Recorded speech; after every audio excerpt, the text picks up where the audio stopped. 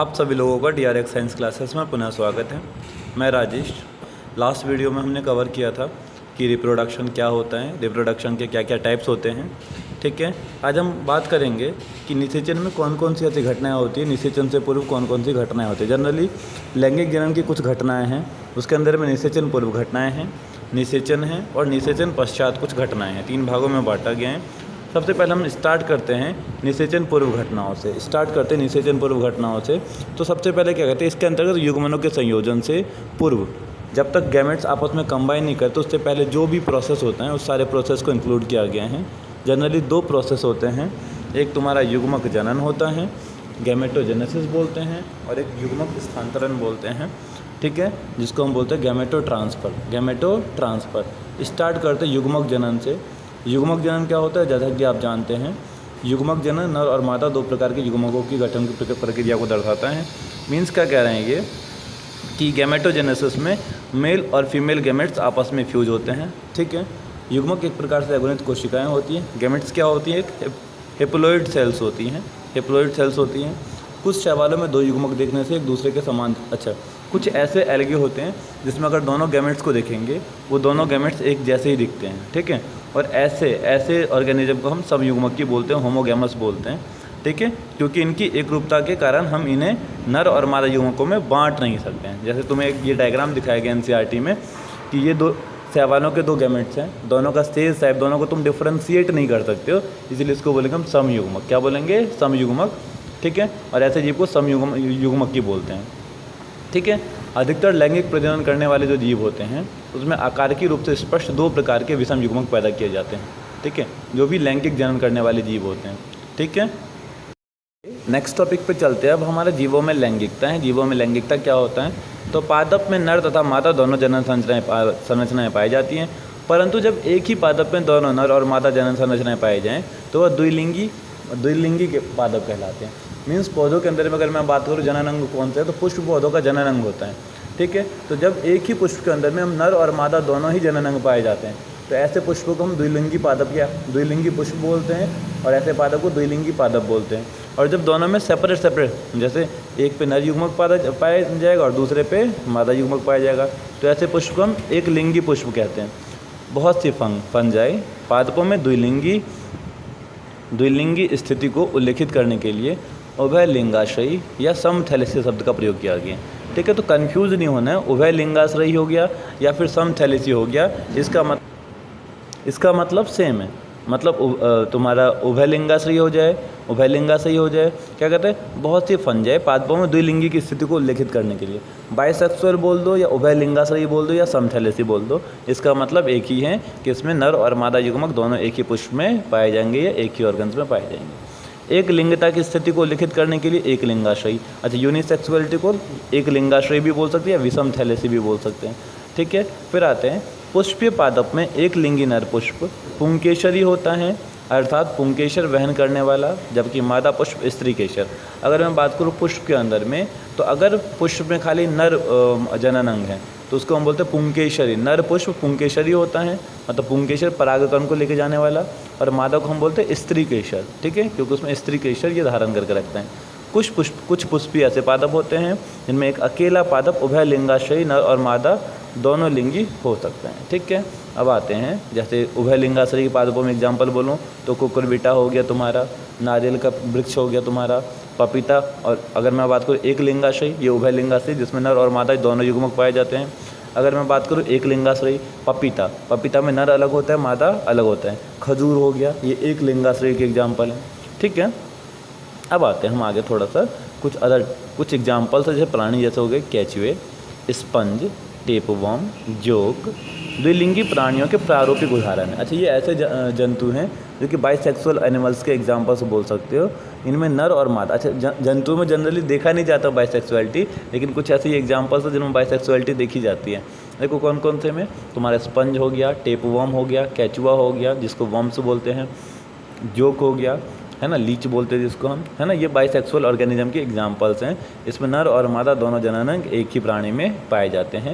लेकिन अगर मैं तिलचट्टा की बात करूँ, तिलचट्टा एक लिंगी प्राणी। इस डायग्राम में दिखाया गया है कि केचुआ है, केचुआ के अंदर में केचुआ बाइसेक्सुअल होता है, नर और मादा दोनों युग्मक मतलब जननांग पाए जाते हैं। जैसे देखो नीचे वृषण अंडाशय दिखा रहे हैं, ओवरी दिखा रहे हैं, ऊपर में वृषण कोश पाए जा रहे हैं, ठीक है कि नहीं है। इसी तरह से यहाँ पे उसको दिखा रहे हैं कॉकरेज को। कॉकरेज मैंने बोला था यूनिसेक्सुअल होता है, ये नर कॉकरोच है और ये मादा कॉकरोच है। नर के अंदर में वृषण पाए जा रहे हैं, मादा के अंदर में अंडाशय पाए जा रहे हैं। ये एक प्लांट्स दिखाया गया जिसमें ये बाइसेक्सुअल प्लांट्स हैं कि जिसके अंदर में तुम्हारा फीमेल बॉडी भी है और मेल बॉडी भी है। ओके, अब हम आते हैं युग्मक संरचना के दौरान कोशिका विभाजन। अच्छा, अब क्या होता है जनरली, इससे पहले क्या हुआ था बच्चों कि हमारा सबसे पहले युग्मक बन गया है ना। अब युग्मक बनेगा कैसे, तो सभी विषम युग्मक की प्रजातियों में युग्मक प्रायः 2 प्रकार के होते हैं। जितने भी विषम युग्मक की मतलब दोनों युग्मक का जो साइज होगा, एक का बड़ा साइज होगा, एक का छोटा साइज होगा। तो जितने भी विषम युग्मक की प्राणी होते हैं उसमें युग्मक 2 प्रकार के होते हैं, जिसे हम नर और मादा बोलते हैं, ठीक है, नर और मादा युग्मक बोलते हैं। युग्मक एगुणित होते हैं, हिप्लोइड होते हैं, हिप्लोइड मतलब एन होते हैं, चाहे उनके जनक जिससे वह उत्पन्न हुए हो वह अगुणित हो, ठीक है। ये एगुणित होते हैं, जनक एगुणित हो द्विगुणित हो, ये मतलब नहीं करता कि जो पेरेंट्स हैं वो हिप्लोइड हैं डिप्लोइड हैं, इससे कुछ भी फर्क नहीं पड़ता है। मतलब जो गैमेट्स जनरेट होंगे या गैमेट्स क्रिएट होंगे वो हमेशा ये ध्यान रखने वाली बातें नोट कर लीजिए कि गैमेट्स जब भी रहेंगे हमेशा वो कैसे रहेंगे, हिप्लोइड रहेंगे। ओके, बहुत से जीव जिनका संबंध मोनेरा, फंगाई, शैवाल, ब्रायोफाइट्स से हैं वह एगोनित पादपकाय होते हैं। जनरली बहुत से ऐसे जीव होते हैं जिनका मोनेरा ग्रुप हो गया, फंगाई ग्रुप हो गया, एल्गे हो गया, ब्रायोफाइट्स हो गया, है ना, ये एगोनित पादपकाय प्लांट्स बॉडीज़ होते हैं।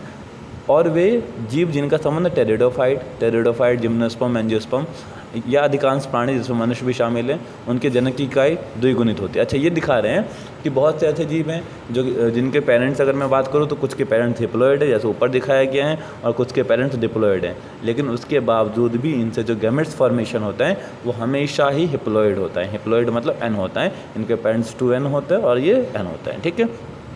अब कहते हैं अर्धसूत्री विभाजन जो न्यूनकारी विभाजन है और जहाँ द्विगुणित काय अगुणित युग्मकों को उत्पन्न करता है। देखो न्यूनकारी विभाजन मतलब कि 2n जब सेपरेट करेगा तो n और n बनाएगा। न्यूनकारी विभाजन है जहाँ द्विगुणित काय मतलब तुम्हारा डिप्लोइड बॉडी जो होती है जिससे हिप्लोइड गैमेट्स जनरेट होता है, अच्छा, द्विगुणित जीवों में अर्धसूत्री कोशिका या अर्धसूत्री विभाजन से होकर गुजरती है। कौन सा डिवीजन होता है और इसको भी नोट करने वाली बात है कि गैमेट्स फॉर्मेशन में जनरली मेनली देखा जाता है अर्धसूत्री विभाजन, और अर्धसूत्री विभाजन के अंत में गुणसूत्रों का केवल एक सेट प्रत्येक युग्मक से निर्गमित करता है। ओके, स्टार्ट करते हैं। हमारा नेक्स्ट टॉपिक है युग्मक स्थानांतरण, गैमेट ट्रांसफ़र है, ठीक है। जब गैमेट्स बन जाते हैं, युग्मक बन जाते हैं, उसके बाद नर और मादा युग्मक कायिक रूप से एक दूसरे के निकट आते हैं, ठीक है, ताकि निषेचन की क्रिया हो सके। निषेचन क्या होता है, तो वह प्रक्रिया जिसके द्वारा नर तथा मादा युग्मक आपस में मिलते हैं निषेचन कहलाता है, ठीक है कि नहीं है। अधिकतर जीवों में देखेंगे तो नर युग्मक चलनशील और मादा युग्मक स्थानबद्ध होते हैं। जनरली मेनली ऑर्गेनिज्म में अगर हम कहने की बात करें तो मेल गैमेट्स जो होता है वो मोटाइल होता है और फीमेल गैमेट्स नॉन मोटाइल होते हैं, एक जगह फिक्स होते हैं। कुछ फंगाई और शैवाल में अगर हम देखें, कुछ फंगाई और शैवाल में दोनों किस्मों के युग्मक जो होते हैं वो चलनशील होते हैं। नर युग्मक भी चलनशील होता है और मादा युग्मक भी चलनशील होता है। इन्हें एक माध्यम की आवश्यकता होती है, ठीक है, एक मीडियम की आवश्यकता होती है जिससे होकर नर युग्मक गति करता है। अधिकांशतः साधारण पादपों जैसे शैवाल, ब्रायोफाइट्स, टेरिडोफाइट्स में जल ही माध्यम होता है, ठीक है। मीडियम कौन बनेगा, जनरली वाटर बनेगा, ठीक है। नर युग्मक मादा युग्मकों की तुलना में कई हज़ार गुना अधिक पैदा होते हैं। अच्छा, एक बात मैंने बताया था कि जो मेल गैमेट्स होता है वो मोटाइल होता है और फीमेल गैमेट्स एक जगह फिक्स होता है। तो किसको मूव करना है, मादा युग्मक के पास किसको जाना है, मेल गैमेट्स को जाना है। तो मेल गैमेट्स को जब जाना है तो मेल गैमेट्स रास्ते में कुछ ना कुछ तो डिस्ट्रॉय होंगे। इसका मतलब कि नर युग्मक मादा युग्मकों की तुलना में कई हज़ार गुना अधिक संख्या में पैदा होते हैं। क्यों, क्योंकि उनको थोड़ा बहुत खराब भी होना है। बीजीय पादपों में परागकण नर युग्मकों के वाहक के रूप में कार्य करते हैं। अगर मैं बात करूं कि ऐसे प्लांट जिसके अंदर में सीड जनरेट होता है उसके अंदर में परागकण पॉलन ग्रेन्स जो होता है वो फीमेल गैमेट्स की तरह काम करता है, ये कैरियर के रूप में काम करता है। अंडप में अंड होता है, जो नीचे ओवरी होता है उसके अंदर में तुम्हारा अंडे ओवम होते हैं। परागकण परागकोश में उत्पन्न होते हैं। अच्छा, पॉलन ग्रेन्स कहाँ पे उत्पन्न होगा, तो जब मैंने फ्लावर का डायग्राम बताया तो कुछ इस तरह का डायग्राम बताया था, एंथर फिलामेंट, तो एंथर के अंदर में तुम्हारा पॉलन ग्रेन्स जनरेट होता है परागकोश के अंदर में। अतः निषेचन संपन्न हो, ठीक है, उत्पन्न होता है। अच्छा, ये परागकण किसके लिए रिस्पॉन्सिबल है? फर्टिलाइजेशन कराने के लिए होता है, ठीक है।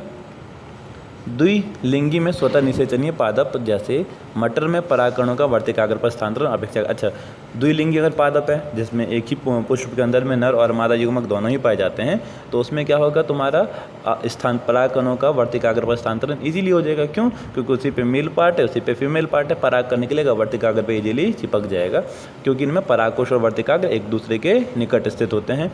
परागकण जैसे ही झड़ने लगते हैं उसके तुरंत बाद ये वर्तिकाग्र संपर्क में आ जाते हैं।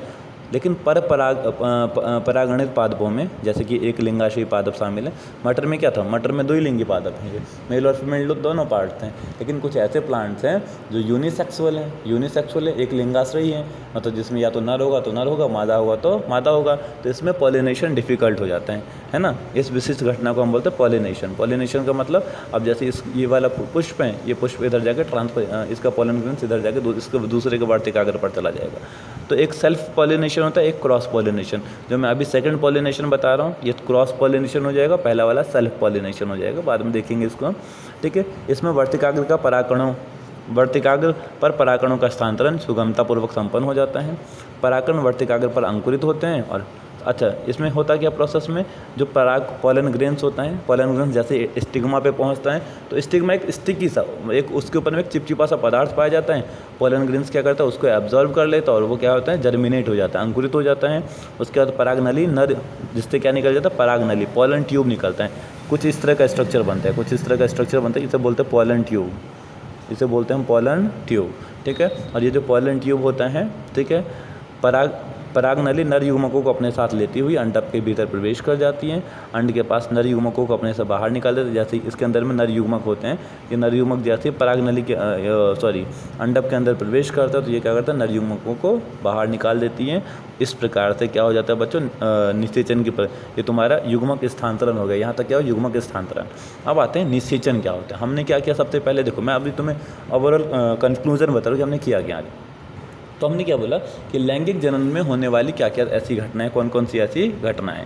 सबसे पहली घटना क्या है बच्चों, निषेचन पहले घटनाएं। निषेचन पहले घटनाएं क्या होगी, युग्मक जनन और युग्मक transfer, gametogenesis and gamete transfer. Gametogenesis में नर और मादा युग्मक की बनने की प्रक्रिया थी, जैसे मेल के अंदर में शुक्राणु के बनने की प्रक्रिया, फीमेल के अंदर में अंडाणु के बनने की प्रक्रिया, है ना। अच्छा, उस जब मेल और फीमेल गैमेट्स बन गए तो उसके बाद फिर क्या होगा, गैमेट ट्रांसफर होगा, नर और मादा युग्मक का स्थानांतरण होगा, ट्रांसफर होगा। तो प्लांट्स के अंदर में कैसे ट्रांसफर कराया हमने क्या किया, पोलन ग्रेन्स जैसे स्टिग्मा के ऊपर में जाएगा, किसको एब्जॉर्व करेगा, तो उसके ऊपर जो सोल्यूशन उसको एब्जॉर्व करेगा, जैसे पोलन ट्यूब निकलेगा। पोलन ट्यूब के अंदर में तुम्हारा मेल गैमेट्स होता है, वो मेल गैमेट्स एंटर कर जाता है ओवरी के अंदर में। अच्छा, ओवरी के अंदर में जैसे एंटर होता है तो निषेचन की घटना प्रारंभ हो जाती है। निषेचन क्या होता है बच्चों, लैंगिक जनन के सर्वाधिक महत्वपूर्ण एवं रोमांचक घटना संभवतः युग्मक का युग्मन है। युग्मक मतलब मिलना। यह प्रक्रिया युग्मक संलयन कहलाते हैं। अच्छा, तुमने सिंपल सा डेफिनेशन पूछे कि निषेचन क्या होता है, तो युग्मक के युग्मन की प्रक्रिया, है ना। The combining of male and female gametes is called syngamy बोलते हैं, या युग्मक संलयन बोलते हैं। अच्छा, जब युग्मक संलयन हो जाता है, मेल और फीमेल गैमेट्स आपस में फ्यूज़ कर जाते हैं, तो जो बनता है उसको बोलते हैं हम जाइगोट, द्विगुणित युग्मज बनता है, युग्मन बनता है, युग्मनज भी बोलते हैं। और इस प्रक्रिया के लिए निषेचन की प्रक्रिया प्रयोग किया जाता है। जनरली तुमसे पूछे कि व्हाट इज फर्टिलाइजेशन या निषेचन किसे कहते हैं, तो आप बहुत इजीली बोल सकते हो कि वह प्रक्रिया जिसके द्वारा नर और मादा युग्मक एक दूसरे के करीब आते हैं या आपस में मिलते हैं, उसको निषेचन कहते हैं। अच्छा, युग्मक संलयन और निषेचन ये एक दूसरे के पूरक है, मतलब दोनों का लगभग एक दूसरे से काफ़ी हद तक रिलेशनशिप है, तुम कह सकते हो। अब आते हैं कुछ जीवों में, जैसे कि रोटीफर्स में, मधुमक्खियों और यहाँ तक कि कुछ छिपकलियों तथा पक्षियों में बिना। अच्छा, अभी हम एक टॉपिक पढ़ रहे हैं और ये भी बहुत इंपॉर्टेंट टॉपिक है बच्चों, अनिषेक जनन बोलते हैं हम, पार्थेनोजेनेसिस बोलते हैं। कुछ ऐसे जीव होते हैं जिनमें ये युग्मक जनन होता ही नहीं, युग्मक जनन निषेचन होता ही नहीं है। जैसे कि तुम्हारा रोटीफर्स हो गया, मधुमक्खियाँ हो गई, छिपकलियाँ हो गई, पक्षी हो गए, इनमें बिना निषेचन के ही नर युग्मक, अर्थात नर युग्मक के संयुग्मन के बिना ही मादा युग्मक नए जीव के निर्माण हेतु विकसित होने लगता है। मतलब फीमेल कोई रिक्वायरमेंट नहीं है मेल गैमेट्स का, बिना मेल गैमेट्स के ही सीधा हम फीमेल गैमेट्स से ही बेबी का डेवलपमेंट होना, नए जीव का डेवलपमेंट होना चालू हो जाता है। इस घटना को हम अनिषेक जनन कहते हैं, पार्थेनोजेनेसिस। इंपॉर्टेंट है, आप इसको नोट डाउन कर लेना। ओके, अब आते हैं युग्मक संलयन कहाँ पे संभव, जनरली होता क्या है, कहाँ पे होता है ये जो निषेचन जिसको बोल रहे हैं हम फर्टिलाइजेशन, ये फर्टिलाइजेशन होता कहाँ पे है? तो अधिकतर जलीय जीवों के अंदर में, जैसे कि शैवाल हो गया, मछलियाँ हो गई, या जल स्थलचर प्राणी हो गया, उसके अंदर में युग्मक संलयन बाहरी माध्यम आउटर मीडियम में होता है, जैसे कि पानी के अंदर में हो गया, और अर्थात जीव के बाहर में संपन्न होता है। अच्छा, अब निषेचन को दो भागों में इन्होंने क्लासीफाई करके बताए हैं, एक बाह्य निषेचन, एक आंतरिक निषेचन, external fertilization, internal fertilization. External fertilization क्या होता है? Internal fertilization. यदि फर्टिलाइजेशन आउटसाइड द बॉडी हो, शरीर के बाहर हो, इसको बोलते हैं एक्सटर्नल फर्टिलाइजेशन, बाह्य निषेचन। यदि शरीर के अंदर हो, इसको बोलेंगे हम इंटरनल फर्टिलाइजेशन। ठीक है, आंतरिक निषेचन। ठीक है कि नहीं है? जैसे काफ़ी संख्या में युग्मक निर्मुक्त करते हैं, ऐसा बॉनीफिश एवं मेढकों में होता है। अच्छा, बॉनीफिश हो गया या फिर मेढक में हो गया, ये क्या करते हैं? अपने गैमेट्स को पानी के अंदर में रिलीज़ कर देते हैं, जहाँ भारी संख्या में शैतानें पैदा होती है। लेकिन इनके साथ एक दिक्कत क्या है कि ये किसका शिकार बन जाती हैं? मतलब ये शिकार हो जाती हैं बड़ी मछलियों, छोटी मछलियाँ होती हैं, बड़ी मछलियाँ बन सकती हैं, बड़ी मछलियाँ खा सकती हैं। ठीक है कि नहीं? तो ये बहुत ज़्यादा बचते नहीं हैं। इनकी उत्तर जीविका जो होती है वो काफ़ी जोखिमपूर्ण होती है। बहुत सारे स्थलीय जीवों में, जैसे कि फंगाई, उच्च श्रेणी के प्राणी जैसे सरीसृप, पक्षी, स्तनधारी एवं अधिकतर पादप जैसे ब्रायोफाइट्स हो गया, टेरिडोफाइट्स हो गया, जिम्नोस्पर्म, एंजियोस्पर्म में युग्मन संलयन शरीर के भीतर होता है। इसको बोलते हैं इंटरनल फर्टिलाइजेशन, आंतरिक निषेचन। ये भी इंपॉर्टेंट है। ठीक है, यह प्रक्रिया आंतरिक निषेचन कहलाती हैं। इन सभी जीवों में अंडे की रचना मादा शरीर के भीतर होती है, चाहे वो हमारे अंदर में देखेंगे या जनरली और एनिमल्स के अंदर में। तो इनमें क्या होता है? अंडे का फॉर्मेशन जो होता है फीमेल बॉडी के अनसाइड होता है, जहाँ पर वह नर युग्मक से, और फीमेल बॉडी के अंदर ही वो फीमेल और मेल गैमेट्स से संलयित होते हैं, मतलब फ्यूज़ होते हैं। उसके बाद क्या करते हैं? युग्मक के लिए, अच्छा, अंडे के साथ युग्मन करने के लिए अंडे तक पहुंचना होता है। किसको पहुंचना होता है बच्चे? नर युग्मक को। इसीलिए नर युग्मक चलनशील होता है और इनकी संख्या ज़्यादा होती है। इस प्रक्रम हेतु जो शुक्राणु पैदा होते हैं उनकी संख्या विशाल होती है, परंतु जो अंडे उत्पन्न होते हैं उनकी संख्या अपेक्षाकृत कम होती है, क्योंकि उनको ट्रैवल तो करना नहीं, ट्रैवल किसको करना है? स्पर्म को करना है। ठीक है, बीजीय पादपों में यद्यपि अचलनशील नर युग्मक परागनली द्वारा मादा युग्मक में पहुँचते हैं। अच्छा, कुछ ऐसे सीड वाले प्लांट्स होते हैं जिसमें अचलनशील नर युग्मक होते हैं, नॉन मोटाइल मेल गैमेट्स होते हैं। प्लांट्स की अगर मैं बात करूं तो नॉन मोटाइल तुम्हारा मेल गैमेट्स होता है, तो किसकी मदद से? परागनली के द्वारा मादा युग्मक के अंदर में पहुंच जाते हैं। ठीक है, अब आता है हमारा नेक्स्ट टॉपिक है निषेचन पश्च घटनाएं। ठीक है, निषेचन पश्च घटनाएं क्या होती हैं? लैंगिक जनन में होने वाली घटनाओं के पश्चात युग्मक का निर्माण होता है। सबसे पहले क्या हो गया बच्चों? निषेचन हो गया। निषेचन के पश्चात क्या होगा? युग्मन, जैगोट का फॉर्मेशन होगा। यही पश्च निषेचन घटनाएं कहलाती हैं, मतलब निषेचन से बाद में होने वाली घटनाएं। ठीक है, अब हम पढ़ेंगे अभी युग्मनज क्या होता है, व्हाट इज जाइगोट। नेक्स्ट हमारा टॉपिक है युग्मनज क्या होता है बच्चों। तो द्विगुणित युग्मनज का निर्माण सभी लैंगिक जनन करने वाले जीवों में सर्वव्यापी हैं, मतलब सभी के अंदर में जाइगोट का फॉर्मेशन होना आवश्यक है। बाह्य निषेचित करने वाले सभी जीवों में युग्मनज का निर्माण बाह्य माध्यम प्राय जल में होता है। अच्छा, मैंने बोला इंटरनल फर्टिलाइजेशन, एक्सटर्नल फर्टिलाइजेशन। जो एक्सटर्नल फर्टिलाइजेशन करने वाले लोग होते हैं, जीव होते हैं, उसके अंदर में क्या होता है? युग्मनज का निर्माण जनरली जल के अंदर में होता है, जबकि वह जीव जिनमें आंतरिक निषेचन होता है उनके शरीर के भीतर युग्मनज की संरचनाएं या युग्मनज का निर्माण होता है। युग्मनज के आगे विकास जीव के अपने जीवन चक्र तथा वहाँ के पर्यावरण पर अच्छा डिपेंड करता है कि वहाँ का एनवायरनमेंट कैसा है। फंगई एवं शैवाल से संबंध जीवों में युग्मनज, अच्छा, अगर फंगई और एल्गे से रिलेटेड ऑर्गेनिज्म है, उसमें जो गैमेट्स होते हैं उसके ऊपर में एक मोटी भित्ति को अपने ऊपर में क्या करते हैं? मोटी सी थिक वॉल को विकसित कर लेते हैं, जो उनके शुष्कंजों से, सूखने से, ड्राइंग से या फिर क्षति से, कोई डैमेज से प्रोटेक्ट करते हैं। यह अंकुरन से पूर्व काफ़ी समय तक विश्रांति काल में रहता है, ये रुका हुआ रहता है अंकुरन से पहले। ठीक है, और जैसे इसको अनुकूल परिस्थितियाँ दिखती है तो ये क्या होता है? ये अंकुरित हो जाता है। द्विगुणित जीवन चक्र वाले जीवों में युग्मनज अर्धसूत्रन विभाजित होकर अगुणित अंडाणु का निर्माण होता है। युग्मनज जो होगा अर्धसूत्रन द्वारा विभाजन होगा और अगुणित अंडाणु का निर्माण होगा, जो अगुणित व्यष्टि के रूप में वृद्धि करता है, और इस तरह से एक ऑर्गेनिज्म का निर्माण होता है। ऑर्गेनिज्म क्या? अब नेक्स्ट टॉपिक हमारा आएगा भ्रूणोद्भव क्या होता है। भ्रूणोद्भव क्या? एम्ब्रियोजेनेसिस बोलते हैं। तो अभी हमने क्या पढ़ा? युग्मनज पढ़ा। अभी हमने युग्मनज पढ़ा, तो युग्मनज से भ्रूण का निर्माण, युग्मनज से भ्रूण का निर्माण क्या कहलाता है? भ्रूणोद्भव कहलाता है। The process of formation of embryo with the help of zygote या from zygote is called embryogenesis.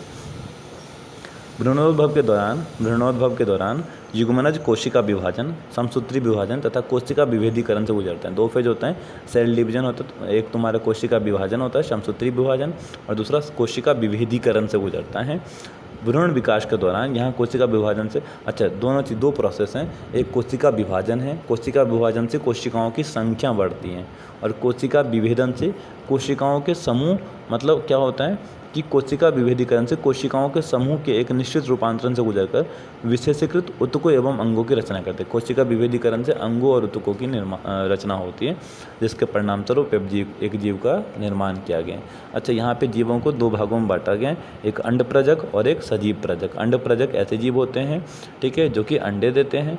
अंडे मतलब बॉडी के बाहर, क्या कहते हैं, युग्मनज ने मादा जनक के शरीर के बाहर विकास किए हैं। ऐसे जीव जिनमें जो जाइगोट होते हैं वो मादा शरीर के बाहर विकास किए हैं, फीमेल बॉडी के बाहर, आउटसाइड मीन्स अंडे उन्होंने दिया, अंडे के अंदर में ये सब डेवलप हुआ, अथवा भीतर उसका जन्म अनिश्चित अंडों द्वारा हुआ।